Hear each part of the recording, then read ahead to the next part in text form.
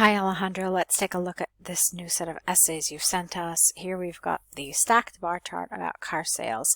So let's see what you had to say here. Before we do, I'm just going to take a quick peek at your word count, which should be around 150, but I just want to double check. Yep, it's 172, so you're fine.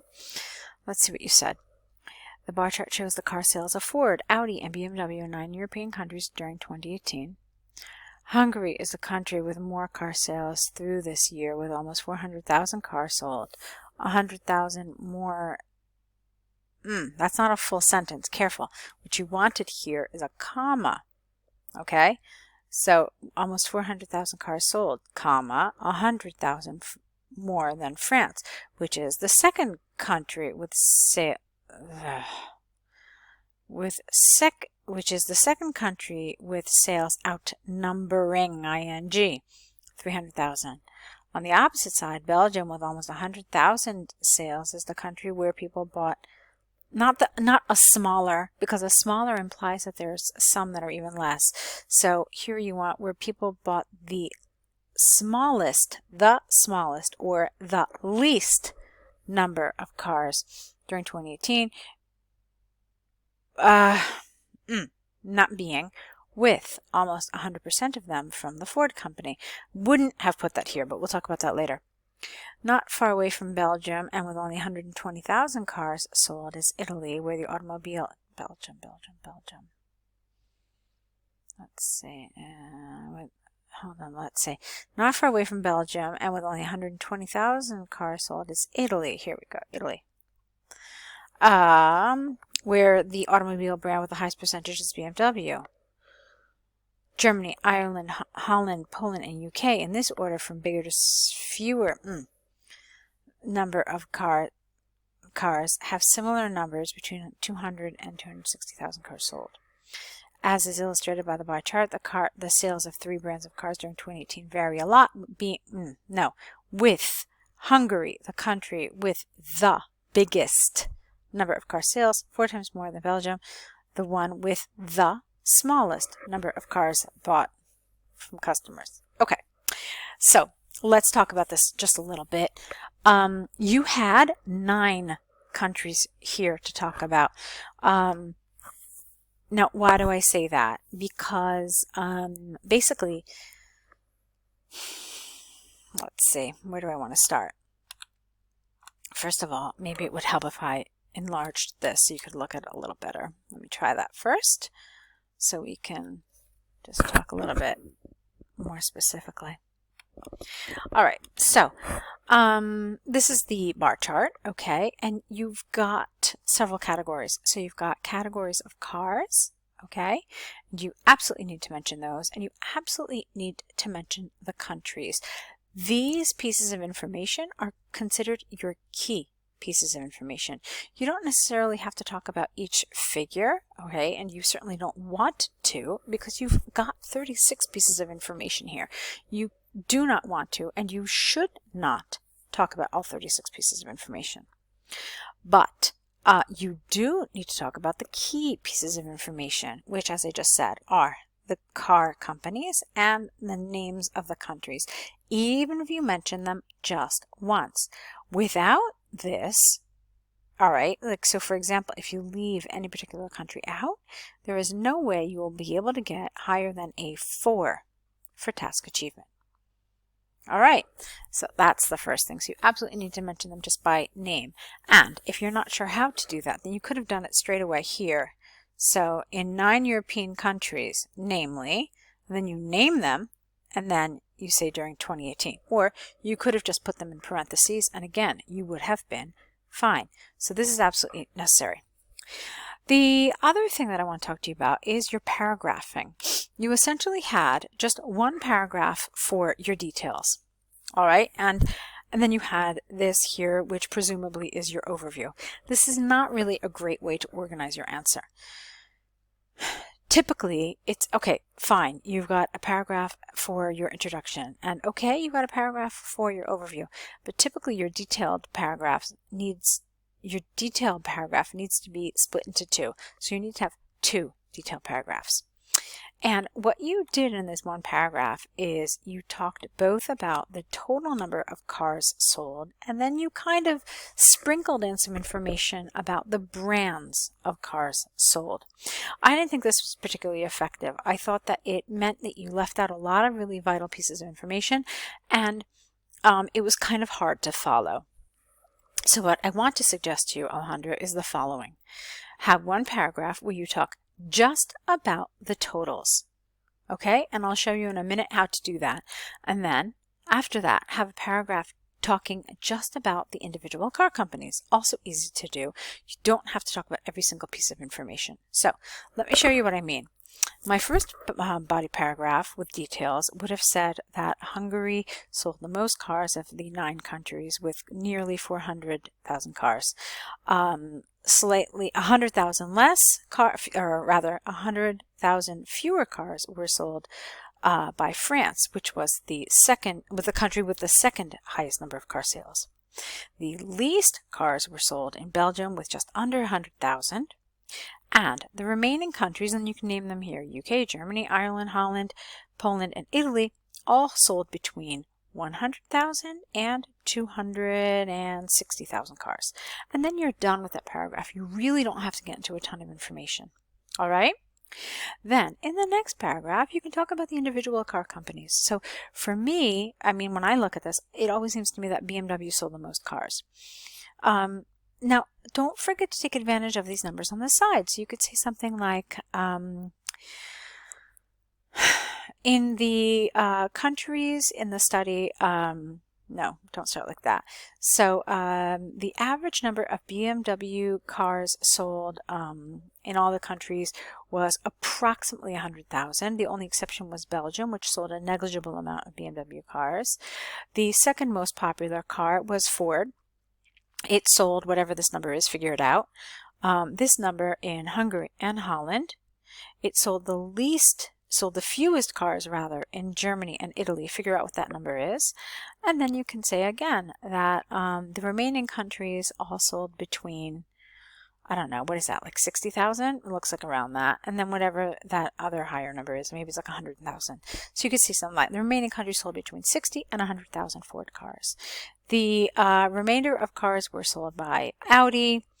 Audi was popular. And again, you can just say it in Germany and Hungary, but remarkably unpopular in the UK, Belgium, and Italy. And you're done. You don't really have to get into a ton of information. Okay? So that's how I would do it. It's not the only way, of course, to do it, but it's a way that I think really allows you to kind of include all the important information without spending too much time on details for less important information. Okay? If you have another suggestion, another way to do it that you think kind of covers all the important parts, then I'm happy to hear that as well. Let's take a look at your task 2. All right, so this is about pollution, and it wants to know the reasons and how it can be solved. So it's a reasons and solutions essay. Let's see what you said. Pollution has become one of the biggest problems in, careful, the 21st century. Recent research from Columbia University indicates that it is the main cause of Earth's '(S) temperature rising and consequently of climate change getting worse each year. This is more evident in the biggest cities where the quality of the air is very poor. Okay. So, let's remember what the introduction is supposed to include. Okay, now, as I said, this is a reasons and solutions essay. Sometimes we have problems and solutions essay, causes, and so forth. So what you want to do in one of these essays is, this is fine. Pollution has become one of the biggest problems in the 21st century. Then you can simply say, experts cite a number of reasons behind pollution. However, there are solutions available to this problem. And then that's pretty much it, okay? So you didn't need to have any of this, which really belonged more appropriately in your body paragraph, okay? And then here, I also didn't feel like this was particularly relevant. So all you really need to do is just mention that It's a big problem. Don't forget that they're talking specifically in large cities. And then just say that there are a variety of reasons for this. And if you want, you can include, you know, the general, like if you want to say that like industry, for example, is behind pollution. Okay, and then you can say, however, with government measures, this can be solved. So those are that's a couple of ways of doing it. You can be general and just say that there are problems, but there are solutions available. Or you can say that there are a number of reasons behind this issue, mostly focusing around industry. However, with government and citizen intervention, this can be solved. Okay, so that's a nice way of doing it as well. It's a little more specific. All right, and then of course those are the areas that you end up talking about in your body paragraphs. So that's how I would have done that.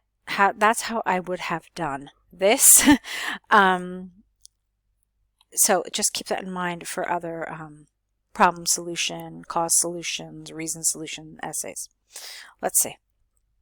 According to studies by the United Nations, you don't need a semicolon here, comma would have been fine. So, according to studies by the United Nations, car gases, old heating, ing, systems, air conditioning systems, and a poor way to recycle the waste are the main reasons for this situation. All right. Cars still need diesel fuel, are old, or have a really poor care, get rid of the A, really poor care from their owners. All right, this grammatically, I know this makes sense in a lot of languages, but in English it doesn't. So you can't really say there still exist heat systems. In English you have to do it a little differently. So you could say there still are heating systems, okay, that need carbon to work, which generates big amounts of pollution. As the temperature rises, we need more air conditioning, blowing, ing, hot air out of the buildings. Not many people recycle in a correct way. No, not many people recycle their waste in a correct way, and neither the government of each country. Okay, let's try it again. Not many people recycle their waste in a correct way, comma, nor do the governments of each country have a correct recycling policy, which means terrestrial pollution. Okay, now let me tell you what happened here. I really felt like this read like a list. Okay, so here you had this first sentence where you said cars, heating systems, and air conditions and poor waste management are behind pollution. And then it was just sentence, felt like a bulleted list. So why cars? Because this. Why heating systems? This. Temperature, air conditioning, it really felt like a list. It didn't really feel like a paragraph. A paragraph needs to be a little more tightly kind of unified, okay, if I can use that word. So I wouldn't have put all of your ideas here in that very first sentence. So what you could have done instead is you could have said something like, according to studies by the United Nations, common citizens and their way of life are behind much of the environmental pollution we have nowadays. For example, cars are a large pollutant, as many cars today still need diesel fuel, are very old, or have poor care from their owners. Additionally, another source of pollution comes from our heating systems, many of which require carbon to work. This carbon is very damaging to the environment, as it creates great amounts of air pollution. Okay? Furthermore, let's see. All right, well, does this really count? So it blows hot air. So, okay, so how does that really...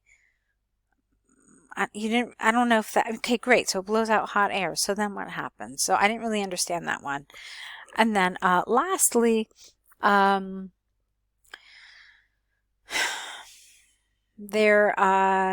needs to be greater, or not, no, let's try it a little differently. Let's see. Lastly, poor waste management is another source of pollution. Okay. This is because many people simply throw away their trash, which ends up in landfills and ends up damaging, our waterways and our earth.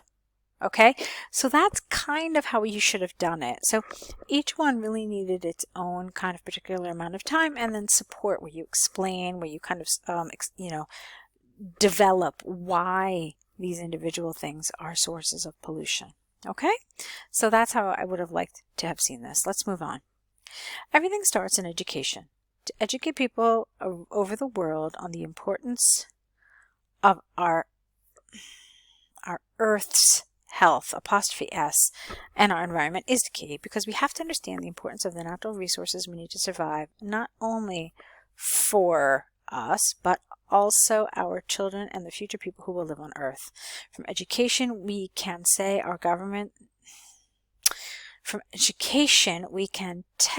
our governments that we need measures to foster development in green energies, changing the engines of our cars, making them electrical, finishing with carbon heat. No, you don't mean finishing. Let's see. Replacing carbon heat systems with solar panels to heat our houses. Okay, look, you've got a list here. Do you see this?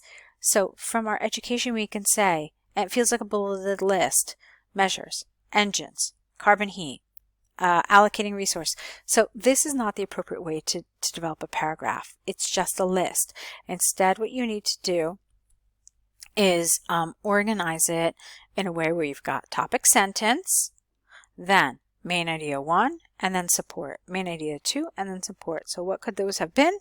Your main idea could have been that this was fine for topic sentence. Everything starts in education. And I would have said here, I would have added, so everything starts in education, including the solution to our environmental woes. Okay, so then through education, citizens can realize that